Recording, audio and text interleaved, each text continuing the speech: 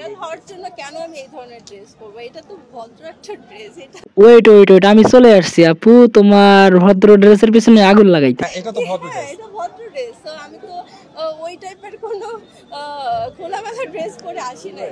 তোমাকে কিছু বলার আগে তোমার বাবা আমাকে 2-3টা কথা বলে নেই। আপনারা কি ওই দিনটাতে ওইটা ব্যবহার করতে পারেন নাই? না মানে ওইটা যদি ব্যবহার করতেন তাহলে আজকে ওই হুদির আফাকে দেখা লাগতো না, ঠিক আছে? বিশ্বাস করেন ভাই ব্রাদাররা, ওই হুদির আফাকে আমি চিনতাম না, বাট চিনলাম এই সোলার রেডি ক্রিকেট লিগ দেখার পরে আমি চিনলাম ওই হুদির আফাকে। ওই হুদির আফা তো খেলছে কম, শুধু বডি শপ করছে বেশি, ঠিক আছে? খালি বডি শপ করছে, ফালতু অঙ্গভঙ্গি করছে, নোংরামি করছে, ফাজলামি করছে, মানে অন্যরকম ভাই, ঠিক আছে? হ্যাঁ, এখন আপনারা বলতে পারেন ভাই কি বলেন উনি খেলছে কম। হ্যাঁ ভাই, খেলছে কম, মানে মাঠে খেলছে কম, কিন্তু খাটে সবসময় অলরাউন্ডার। আই মিন বুঝাতে পারছি, বুঝছেন তো নাকি? নাইলে তো এরকম হইতো না। এরকম হইতো? আপনারা বলেন এরকম হইতো না ভাই, হইতো না। মানে আমি কি বুঝাতে চাইছি বুঝছেন তো? হ্যাঁ, এইটাই মানে এরকম হইতো না যদি ওই জায়গায় ঠিকঠাক মতো না খেলতো।